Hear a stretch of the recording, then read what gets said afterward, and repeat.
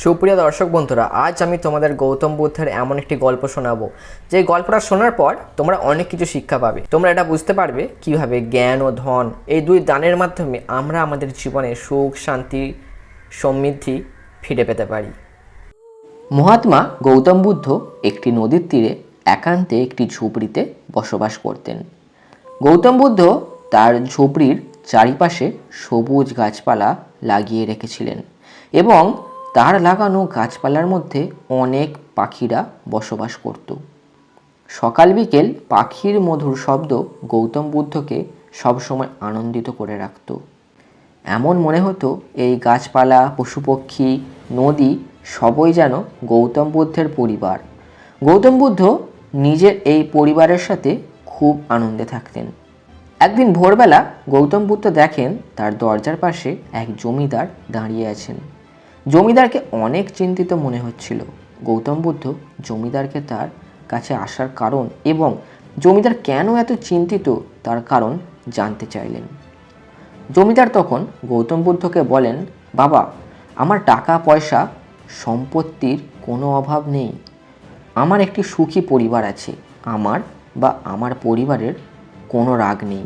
তবুও আমি রাত্রিবেলা ঘুমাতে পারি না। মনে সবসময় একটি অশান্তি বাস করছে। এমন কেন হয়? জমিদার গৌতম বুদ্ধের কাছে জানতে চাইলেন।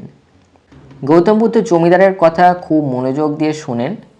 গৌতম বুদ্ধ জমিদারের মাথায় হাত বুলিয়ে বললেন, দেখো, তোমার কাছে সব কিছু আছে ঠিক, কিন্তু তোমার কাছে সেই জিনিস নেই যেই জিনিস তোমার নিদ্রার জন্য প্রয়োজন।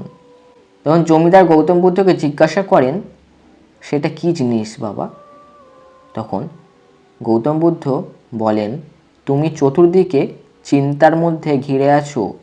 ধন সম্পত্তির চিন্তা, ব্যবসার চিন্তা, পরিবারের চিন্তা। শান্তি এবং চিন্তার মধ্যে সব সময় শত্রুতা থাকে।